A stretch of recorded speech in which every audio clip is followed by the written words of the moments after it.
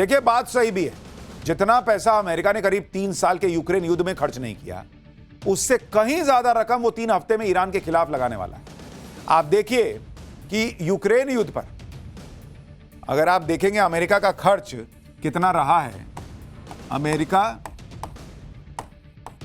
का खर्च अगर आप देखने बैठेंगे कि वो कितना युद्ध पे खर्च किया, तो जो यूक्रेन युद्ध है, यूक्रेन वॉर, उसमें अगर आप देखेंगे 2022 से 2025 की बात कर रहा हूं, उसमें अमेरिका ने कितना खर्चा किया? 16 लाख करोड़ रुपए 3 साल में, बॉस 16 लाख करोड़ रुपए। और ईरान युद्ध में, ईरान वॉर में अमेरिका कितना खर्च कर रहा है? 9,000 करोड़ सीआर पर डे खर्च कर रहा है बॉस, पर डे। और 20 दिन में इसका मतलब यह है ऑलमोस्ट 2 लाख करोड़ रुपए वो खर्च कर चुका है, 2 लाख करोड़ रुपए 20 दिन में। और बजट मांग रहा है कि 18 लाख करोड़ रुपया और दो। तो आप देखिए कि 2 लाख करोड़ इधर और 18 लाख करोड़ का बजट मांग रहा है, तो 20 लाख करोड़ हो गया। तो जितना 3 साल में खर्च नहीं किया यूक्रेन युद्ध में, उससे ज्यादा तो ईरान में खर्चा कर देगा। तो ईरान करा कि मारो, हमको क्या है? हम थोड़े कहते हैं कि हम दुनिया के सबसे बड़े देश हैं, हम दुनिया के सबसे ताकतवर देश हैं, हम पूरी दुनिया को चला रहे हैं। डुबाओ, फाड़ो पैसा, अपना डॉलर फाड़ फाड़ के फेंकते जाओ, जलाते जाओ, हमको क्या? हमको तो मार नहीं बैठो ना, हम तो मर ही रहे हैं, तुम्हारी इकोनॉमी मार के मर जाएंगे, ईरान कह रहा है। सोचिए ऐसे युद्ध में बेतहाशा खर्च हो रहा है, जिस युद्ध में ट्रंप अपना कोई मकसद भी नहीं बता पा रहे। भाई को पता ही नहीं है कि किस बात का पैसा खर्च कर रहा है। ब्याह में नाच रहे हो कि ऐसे ऐसे ऐसे उड़ा रहे हो, पब्लिक का पैसा उड़ा रहे हो तुम। इसी पर दुनिया भर में ट्रंप की छीछालेदर हो रही है। बड़ी बड़ी मैगजीन और अखबार लिख रहे हैं कि यह ट्रंप का ऑपरेशन एपिक फ्यूरी नहीं है, एपिक फेलियर दिख रहा है। दुनिया की बड़ी मैगजीन इकोनॉमिस्ट ने अपने कवर पेज पर ट्रंप की आंखें बंद किए हुए फोटो दिखाते हुए लिखा कि ऑपरेशन ब्लाइंड फ्यूरी। इसको दिख ही नहीं रहा है कर क्या रहा है ये आदमी। ये सब बातें इसलिए हो रही हैं क्योंकि ट्रंप क्या कह रहे हैं, ट्रंप क्या कर रहे हैं, ये किसी को समझ में नहीं आ रहा, और उनको भी नहीं आ रहा है। ट्रंप जिस रूस के तेल से सबसे ज्यादा नफरत करते थे, उस तेल पर दुनिया से कह दिया कि जाओ जाके खरीद लो। ईरान के जिस तेल पर अमेरिका ने सैंक्शन लगा रखा था, अब अमेरिका उसके बारे में क्या कह रहा है सुनिएगा, आपका दिमाग हिल जाएगा। कह रहा है कि उस पे से भी सैंक्शन हटा देंगे, जो समुद्र में ईरान का तेल खड़ा है, जहाज में पड़ा है, कह रहा है उस पे से भी सैंक्शन हटा देंगे, वो भी ले लो। क्या हालत हो गई तुम्हारी अमेरिका, क्या हालत हो गई है सोचिए। रूस को मारने चले थे, रूस को मार नहीं पाए। रूस यूक्रेन युद्ध रुकवाने चले थे, वो रोक नहीं पाए। चाइना को डैमेज करने चले थे, वहां जिनपिंग हंस रहा है क्या किया ये आदमी। और यहां ईरान से लड़ रहे हो और दुनिया से कह रहे हो कि ईरान का तेल भी खरीद लो भाई। ऐसा तो उसी एक जानवर के साथ होता है जो अपना पूंछ पकड़ने के लिए गोल गोल घूमता, पकड़ नहीं पाता। वही अमेरिका का हाल हो गया। अगर ट्रंप ऐसे ही युद्ध बिना मतलब के खींचते रहे तो फिर दुनिया में हाहाकार मच जाएगा, क्योंकि बात सिर्फ तेल और गैस की नहीं है। अगर आप ओवरऑल दुनिया के हालात देखेंगे तो खाड़ी देशों से आने वाले फर्टिलाइजर की कमी की वजह से फूड क्राइसिस को खतरा है। 4.5 करोड़ लोगों के भूखमरी की चपेट में आने का खतरा है। कई एक्सपर्ट यह दावा कर रहे हैं कि अगर युद्ध 10 दिन और चल गया ना, तो ग्लोबल रिसेशन आने का डर है, मंदी आ जाएगी दुनिया में। जब यह युद्ध शुरू हुआ तब से ग्लोबल स्टॉक 4.5% गिर चुके हैं। वर्ल्ड जीडीपी को 4 से 5% का झटका लगने का खतरा है।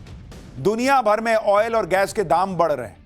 युद्ध का इंपैक्ट ऐसा पड़ रहा है कि ईरान के कल के अटैक के बाद यूरोप में गैस की कीमत 35% बढ़ चुकी है। खाड़ी देशों से दुनिया को सिर्फ ऑयल और तेल ही नहीं मिलता, बल्कि फर्टिलाइजर यानी खाद की भी सप्लाई होती है। इसलिए आने वाले दिनों में फूड क्राइसिस के बढ़ने की चिंता है। दुनिया का 20% फर्टिलाइजर यानी खाद और 46% यूरिया खाड़ी देशों से आता है बॉस।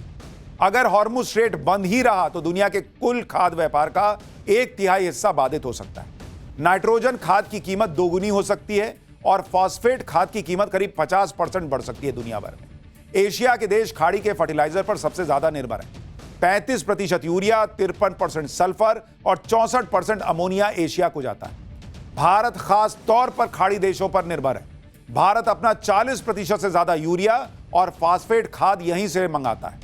खाड़ी का फर्टिलाइजर सबसे ज्यादा भारत, ब्राजील और चीन लेते हैं। ये तीनों ही देश दुनिया के सबसे बड़े खाद्यान्न उत्पादक भी हैं। यानी बात सिर्फ भारत के लिए कोई चिंता की बात है ऐसी नहीं है, पूरी दुनिया के लिए चिंता की बात है। एक साथ दुनिया पर कई संकट आ रहे हैं, energy crisis, fertilizer crisis, food supply chain crisis, और इन सब से दुनिया को निपटना है।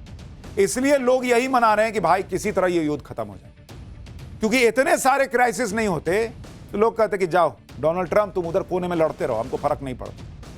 लेकिन दिक्कत यह है कि ये युद्ध ट्रंप और अमेरिका ने शुरू किया, पिस पूरी दुनिया रही।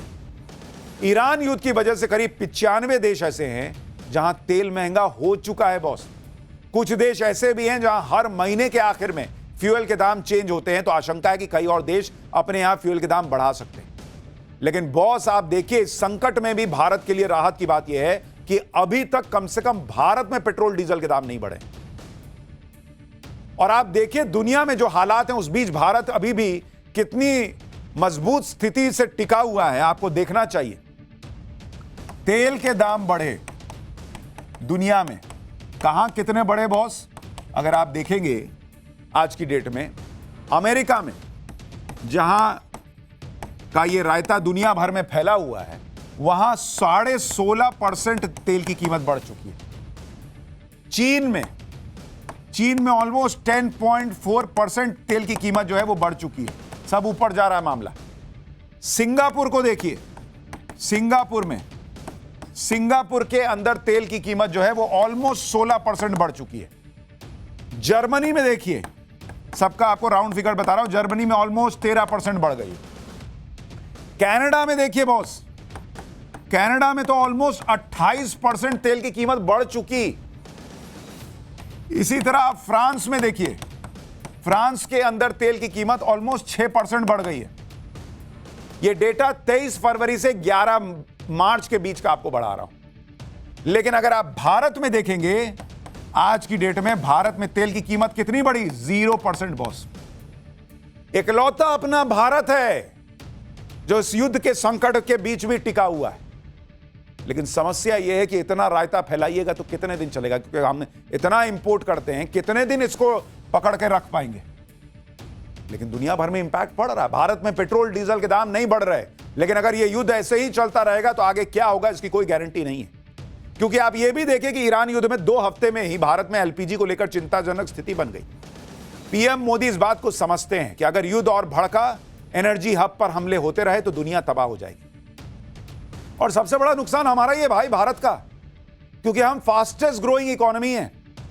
ये जितने चीन, अमेरिका, ये सारे डेवलप्ड कंट्रीज हैं, विकसित राष्ट्र हैं। हम डेवलपिंग नेशन में आते हैं।